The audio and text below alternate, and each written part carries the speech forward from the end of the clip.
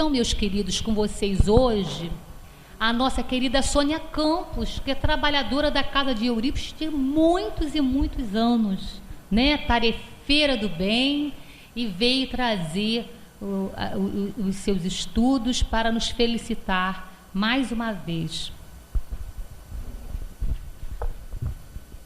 Boa tarde a todos, encarnados, irmãos desencarnados, que estamos aqui nessa casa tão querida de Eurípides para falar de Jesus.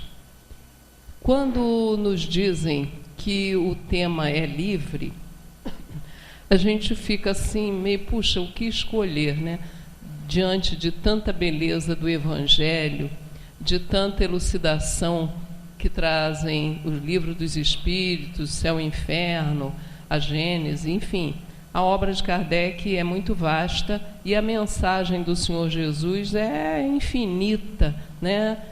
Então, eu não sei bem porquê, mas como o acaso não existe e a gente é muito intuída, eu vi uma palavra, passou um negócio de momento de lazer, aí eu parei para pensar, como é que seria o lazer com Jesus? Como é que nós podemos ter os nossos momentos de lazer, de descanso, de refazimento, mas sempre com a ótica do Divino Mestre a nortear todas as nossas atitudes? E aí, eu lembrei, e eu acho que todo mundo aqui também se lembra, quando foi que Jesus iniciou a sua vida pública? Foi numa festa, foi num momento de descontração, de alegria, as bodas de Caná. Com as bodas de Caná, Jesus inicia o seu magistério público, os seus ensinamentos. Caná era uma aldeia, perto da aldeia de Nazaré, onde morava Jesus com a sua família, e a gente lê no Evangelho essa passagem, que Jesus, com Maria e 2 discípulos, eram um dos convidados de uma festa de casamento. Eu não vou me estender sobre as bodas de Caná, porque isso ainda seria tema até de uma outra palestra. Mas o fato é que a gente já percebe que Jesus não era sisudo, né? Aquela cara sempre tensa.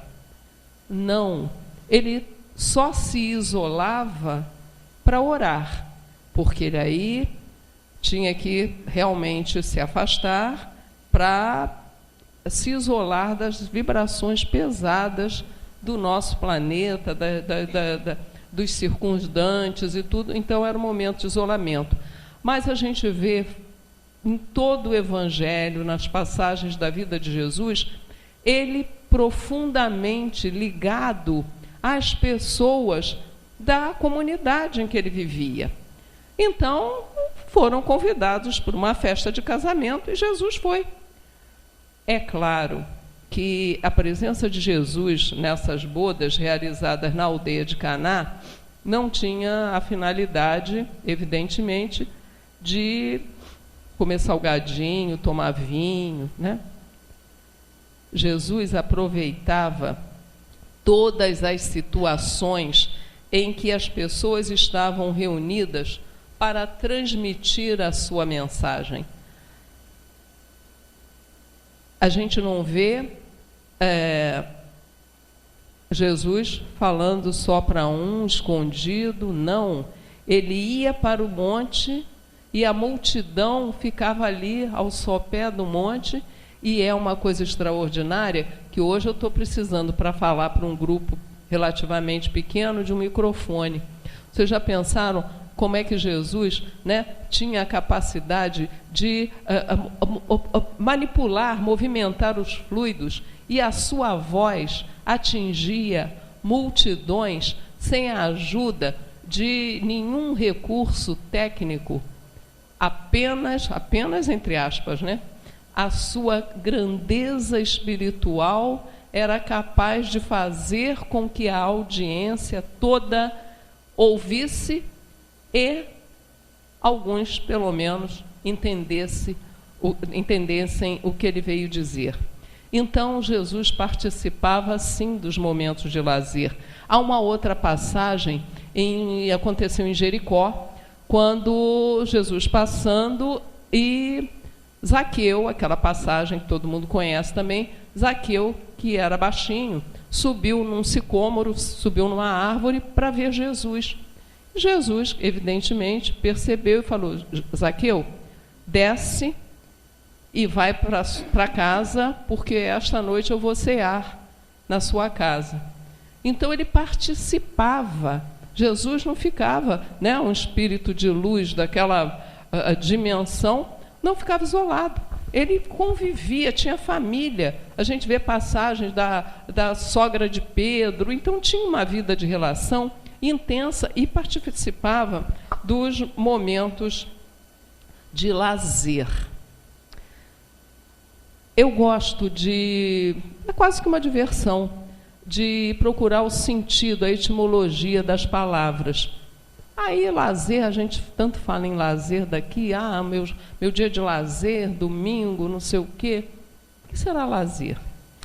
Lazer é uma palavra que vem do latim licere, que quer dizer o que é lícito, o que é permitido pela lei, o que é justo.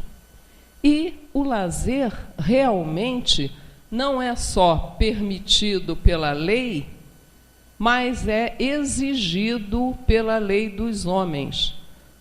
Todos nós sabemos que atualmente desde o século XX, né, nós temos uma legislação trabalhista que garante ao trabalhador o descanso semanal, quer dizer, o lazer, férias. Por quê? Chegou-se à conclusão que o ser humano não é uma máquina que pode ficar eternamente produzindo, porque vai se esgotar. Então, o lazer é o refazimento das nossas forças físicas. E, pela lei de Deus, o lazer também é altamente recomendado, a tal ponto que, dentro dos estudos de Kardec, no Livro dos Espíritos, na questão 682, Kardec pergunta assim: sendo uma necessidade para todo aquele que trabalha, o repouso não é também uma lei da natureza? E os espíritos respondem: sem dúvida, o repouso serve para a reparação das forças do corpo e também é necessário para dar mais liberdade à inteligência.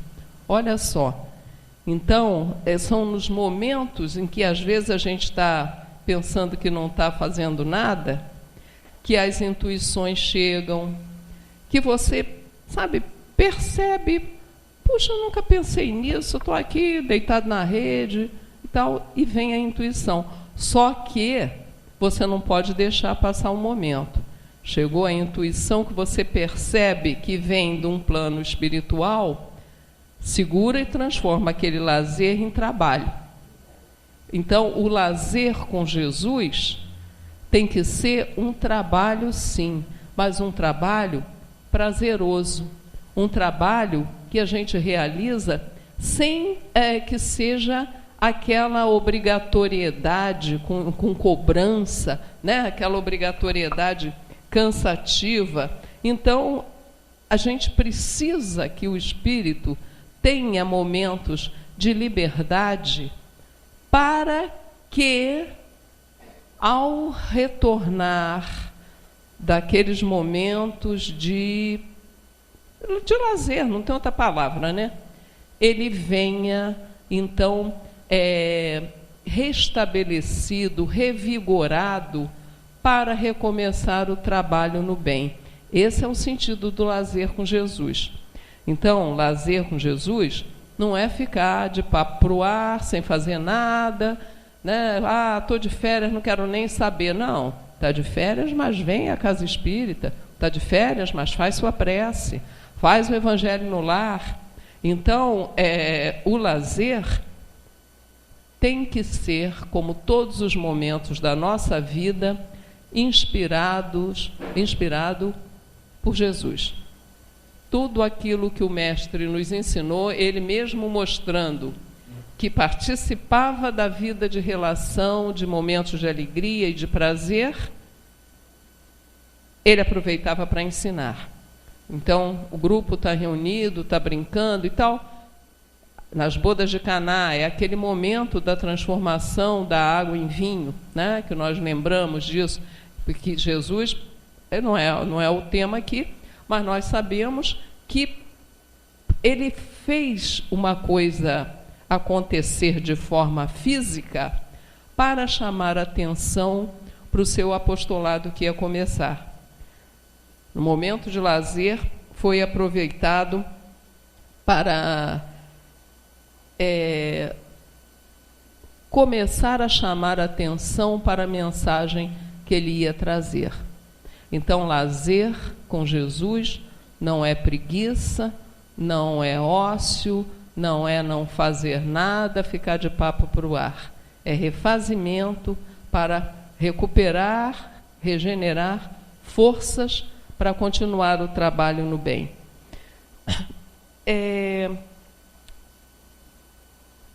Pedro, na sua primeira carta, ele tem uma observação em que ele diz o seguinte, um conselho que ele coloca na carta que serve para nós até hoje, né? Sede sóbrios e vigilantes. O diabo, vosso adversário, anda ao derredor como leão que ruge, procurando alguém para devorar. Quem é o diabo a quem Pedro se refere? Nós, espíritas, já sabemos que esta figura física do diabo, com o chifrinho, com o tridente para espetar a gente e tal, é uma alegoria, não existe. Não existe um contraponto a Deus, né? O diabo é o nosso adversário, diabolos quer dizer adversário, e o nosso maior adversário é quem? Nós mesmos. Então, temos que vencer a preguiça, transformar o ócio em criatividade, porque os adversários que estão dentro de nós, os nossos maus hábitos, abrem espaço para aquela turminha trevozinha dos obsessores que aí encontram campo fértil para a sua atuação. Então, estejamos vigilantes até nos momentos de lazer. E, falando em ócio, um italiano, Domenico Massi, criou o termo e a teoria do chamado ócio criativo. Mas como é que eu posso criar sem fazer nada? Aí a ideia é que a gente nunca está sem fazer nada, né? A cabeça está sempre trabalhando. E nós, é o que ele recomenda, né, que o ócio pode se elevar para a arte, a criatividade e a liberdade, ao invés de conduzir à violência, à neurose, ao vício e à preguiça. Então, nos momentos de lazer, vamos transformar esse ócio em criatividade através da arte. Quantos de nós aqui na Casa Espírita trabalhamos no artesanato? É arte que vai depois para o bazar, para reverter em meios de sobrevivência material da casa. Quando você canta no coral, é o momento do ócio criativo. Você não está ali para receber salário, não está trabalhando por obrigação, está transformando uma atividade prazerosa em utilidade, em bem para todo mundo. Então, que o nosso ócio com Jesus seja um ócio criativo. E transformar até essa palavra ócio, que dá muita ideia de que não está fazendo nada, em lazer criativo, né? Bom, Joana de Ângeles diz o seguinte: o prazer real procede da consciência em paz com o labor executado, os ideais vividos e a ética observada. Então, o prazer real só existe quando a consciência está tranquila. Mas aí a gente usa essa palavra prazer de uma forma, em geral, muito materialista. Prazer dá logo ideia de coisa qualquer ligada aos sentidos materiais, à sensualidade. Quando Joana nos adverte, o prazer de uma consciência tranquila, porque você realizou o seu trabalho, é excepcional. Você está com Jesus. O seu lazer, o seu prazer está em cumprir a sua obrigação e depois poder realmente relaxar. Porque a gente observa, depois que você cumpre uma tarefa, e dá aquele ufa, porque terminou o trabalho, como é prazeroso. Agora, você querer ver televisão, ir para o cinema, mas no fundo da cabecinha, da consciência, está lá, eu tenho que fazer não sei o que, ainda não fiz, eu tenho que fazer o dever, eu tenho que não sei o que lá, eu tenho que ir ao mercado. Sabe? Então, o verdadeiro prazer só existe com a consciência do dever cumprido, já realizada.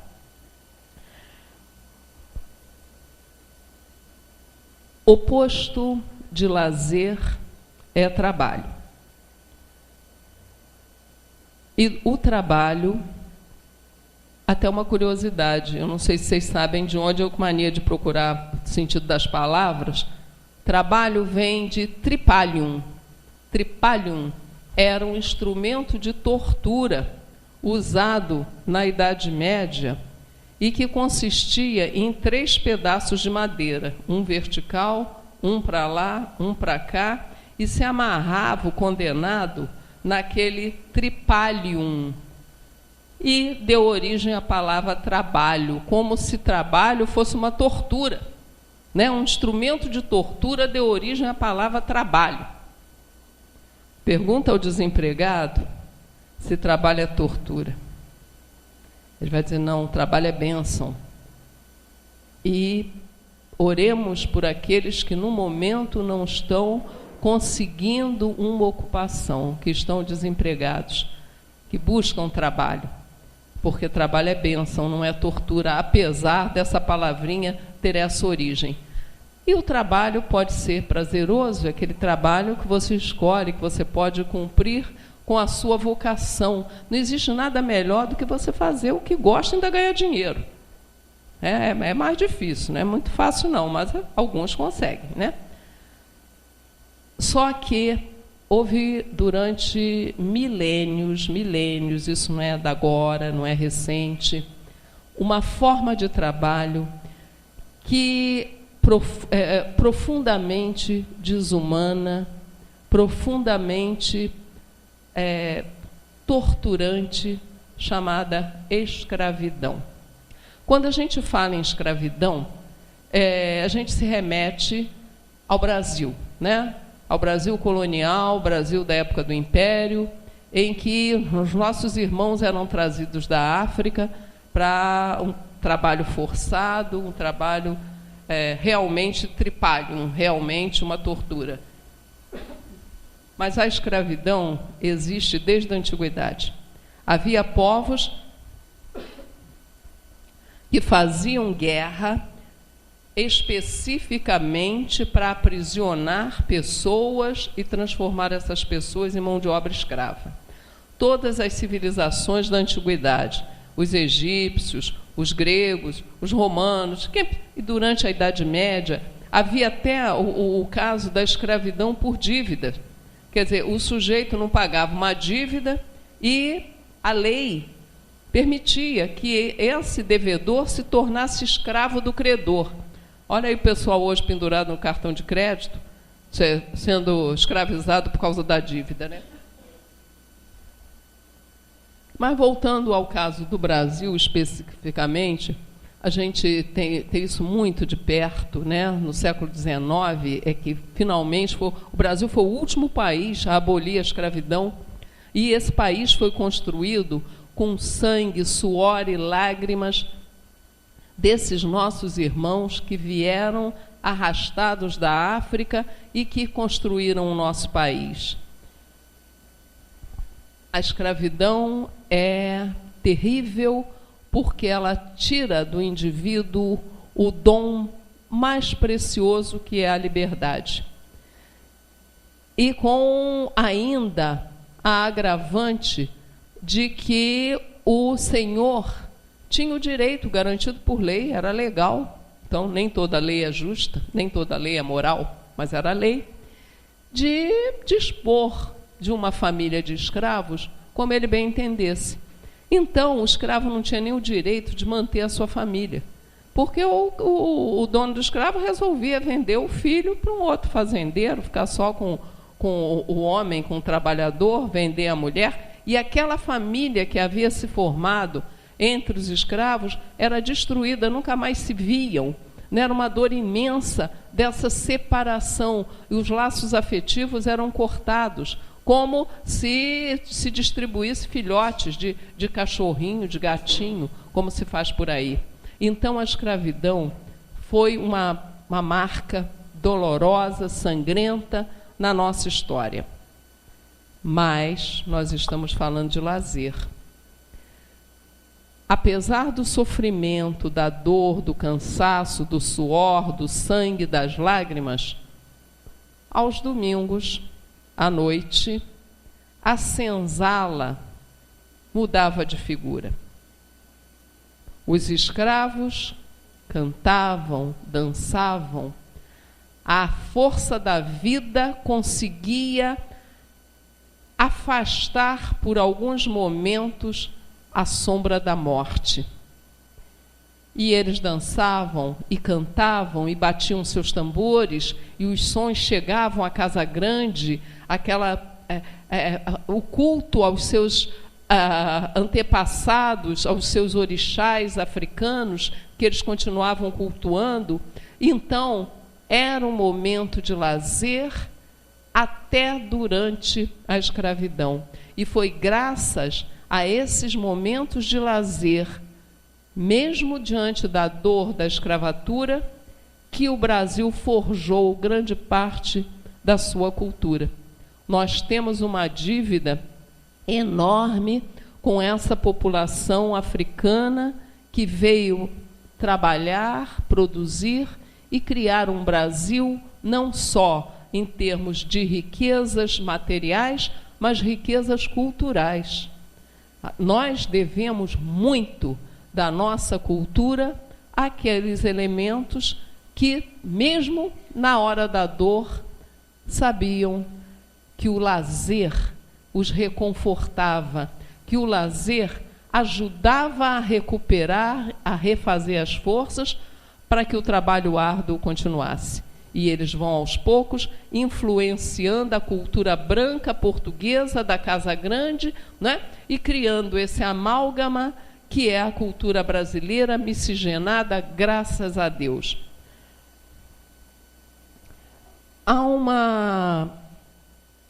Eu falei que o lazer também traz a visita da alegria no momento de dor. E quando eu estava preparando o estudo, eu lembrei, acho que vocês já ouviram falar, nos Doutores da Alegria. É um grupo de pessoas, de médicos e tal, que fazem visitas a hospitais de crianças que sofrem de câncer e vão vestidos de palhaço e eles brincam. Então, é um momento de lazer com Jesus. É um momento de trazer alegria, de trazer um bálsamo para aquela dor daquelas crianças, daquelas mães, daqueles pais que veem seus filhos diante de uma situação tão dolorosa. Então, essas pessoas não trabalham por dinheiro. Elas trabalham por prazer. É o prazer que Joana de Ângeles aponta para nós. É o prazer de fazer o bem.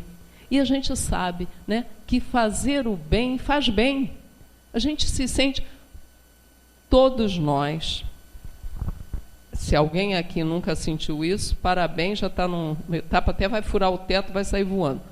Porque a gente, às vezes, consegue uma vitória mazinha, não é? Você faz alguma coisinha, não muito boazinha, o outro se dá mal. Não é grande coisa, ninguém matou ninguém, não. Mas aquela pequena coisinha puxadinha de tapete, aí, você sente um prazerzinho que tem um gosto amargo.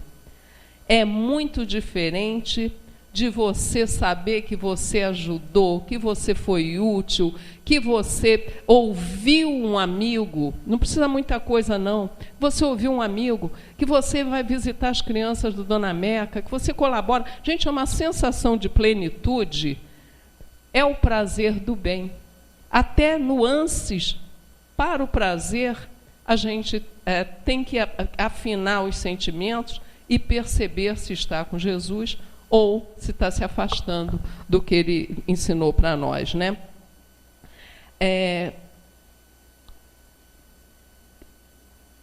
Carlos Drummond de Andrade, poeta brasileiro, não era espírita, mas ele tem uma reflexão que eu achei muito interessante e que nos chama a atenção. Diz ele assim: a cada dia que vivo, mais me convenço de que o desperdício da vida está no amor que não damos, nas forças que não usamos, na prudência egoísta que nada arrisca, e esquivando-se do sofrimento, perdemos também a felicidade.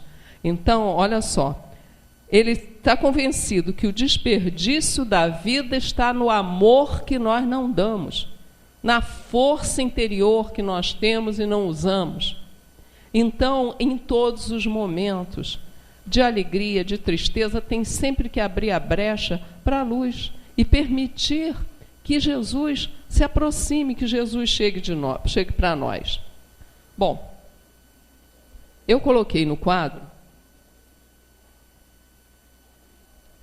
que o lazer com Jesus, ainda fazendo jogo de letrinhas, sopa de letrinhas, né? Se vocês olharem lazer, muda a posição das letras, que vira zelar, né? Zelar. Então, interessante, tem uma passagem em Lucas que os fariseus comentavam sobre Jesus, que ele acolhe pecadores. Este homem acolhe pecadores com ar de condenação. Zelar significa acolher, cuidar, ter carinho, tomar conta. E esse zelar caracterizou Jesus o tempo inteiro. Então, o que os fariseus consideravam um erro, um defeito, na realidade foi o que Jesus veio fazer. A sua missão na terra foi zelar por nós, nos ensinar o caminho da verdade, da vida, a fonte da água viva. Ele veio para nos ensinar qual o caminho que levaria à felicidade dos espíritos puros. Só que Jesus, o tempo todo, zelava, mas exigindo ação da nossa parte. O tempo todo ele dizia: curou o paralítico, agora levanta, pega o teu leito e vai. A tua fé te salvou, vai, não peques mais. Ação, faça isso, não faça mais aquilo. Não permitia que ficássemos apenas inertes, recebendo as benesses que ele trouxe sem fazer nada. Porque se Deus, o Pai maior Criador, confia em nós e nos dá a liberdade de escolhas através do livre-arbítrio, Jesus, representante maior de Deus que esteve entre nós, fazia com que nós tivéssemos escolha e escolhêssemos ação. Então ele veio para acolher, para zelar, para cuidar de nós e, sobretudo, nos ensinar a zelar pelo maior templo que existe para adorarmos o Criador, o nosso templo interior. A humanidade perdeu momentos, séculos, milênios construindo templos magníficos de pedra, muito bem, que até é bacana, a gente viaja, entra naquelas catedrais maravilhosas, góticas, ou enfim, românicas, lá, o estilo que for. Mas será que Deus pediu que construíssemos igrejas cada vez maiores, com mosaicos, com vitrais maravilhosos? Muito bonito, obra de arte, a gente até acha, admira. Mas será que Deus é um Deus vaidoso e carente, que precisa que a gente faça tudo isso para ele se sentir amado? Gente, isso é tipicamente humano, né? Jesus veio dizer que o reino de Deus está dentro de nós, que é o nosso templo interior que nós temos que ornamentar.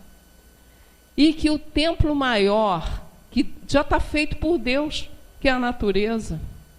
Não existe obra de arte que se iguale às flores, a pássaros, enfim, a toda a obra da natureza. Por mais que o homem queira, imitar a natureza, vira sempre um rascunho, porque a obra perfeita é a catedral de Deus. E a catedral maior, o universo.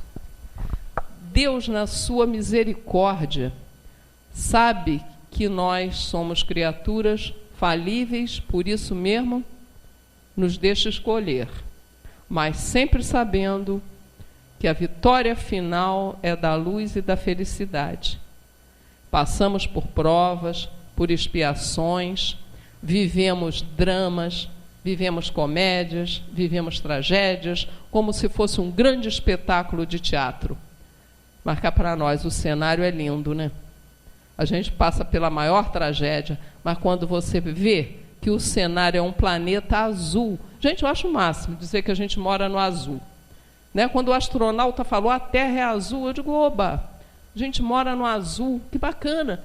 Olha a misericórdia de Deus, porque podia ser um planeta assim, cinza, corzinha feia. E não, o nosso planeta é esplendoroso, um incentivo para que a gente viva com alegria, supere as dificuldades com coragem, porque somos todos vencedores. A vitória do bem é inalienável.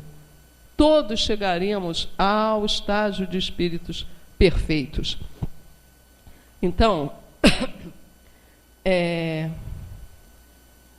essa acolhida de Jesus nos faz muito responsáveis também pelos nossos semelhantes. As situações ocorrem no dia a dia, dando oportunidade de fazermos escolhas. Eu conheço intimamente 2 senhoras que sempre viajaram juntas, se conheceram ainda no tempo de universidade, muito amigas, comadres, e já estão velhotas, mas continuam sempre viajando e tal. Uma enviuvou, a outra é casada, mas o marido detesta viajar, fica felicíssimo quando ele não vai, a viagem que ele gosta que ele não vai. Então as 2 viajam à beça. E, recentemente, tem menos de um mês, as 2 foram embora para fazer uma viagem para o exterior. Eis que no avião, já em pleno voo, uma delas começa a passar mal. Dor no peito, a outra, está infartando, o que eu vou fazer? O avião, a tripulação falava holandês.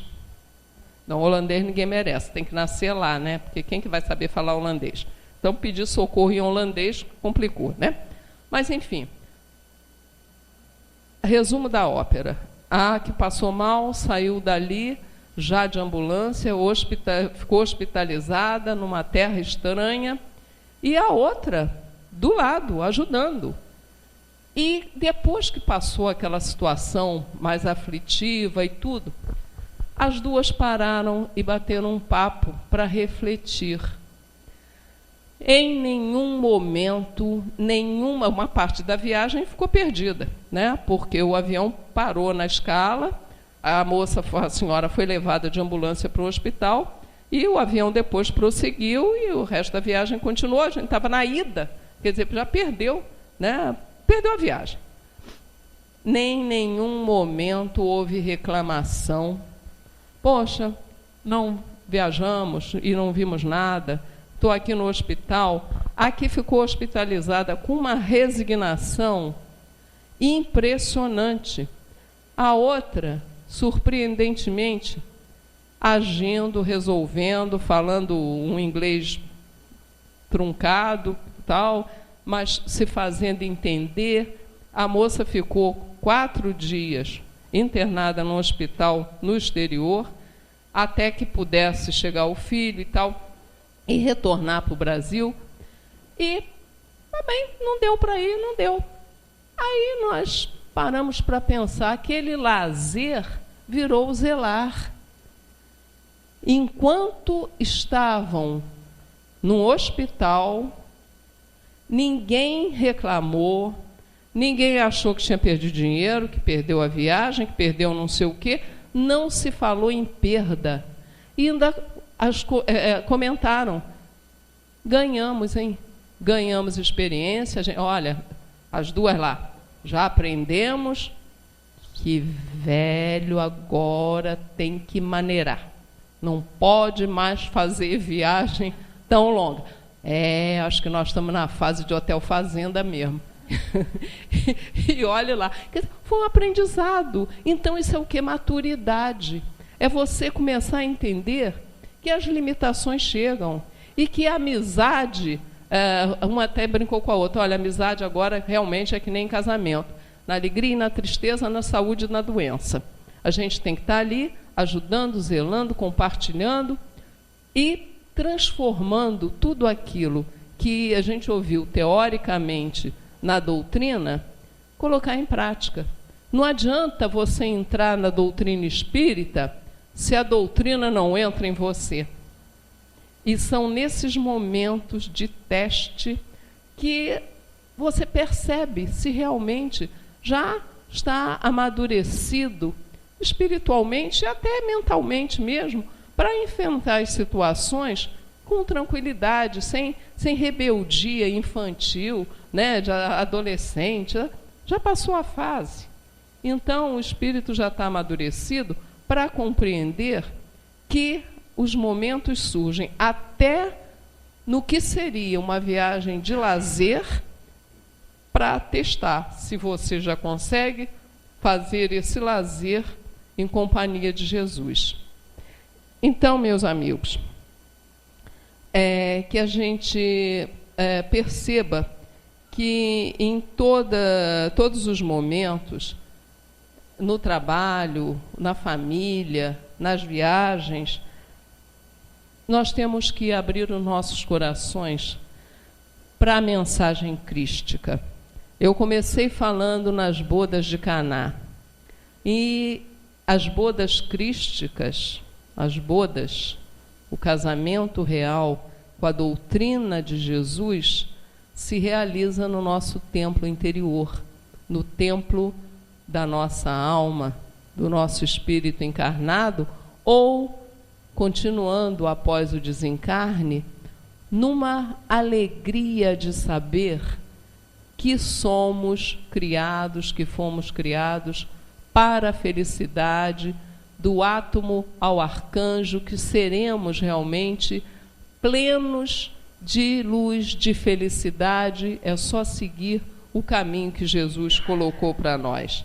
Então, Jesus é o nosso companheiro de jornada o tempo todo, e que o nosso lazer seja um zelar, principalmente pela evolução do nosso espírito, em todos os momentos.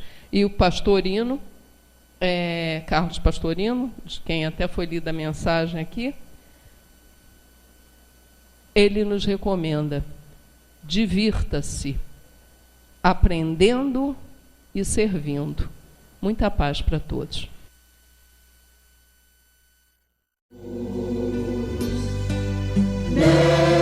Nesta jornada, pelos caminhos da luz, querido Eurípedes, apóstolo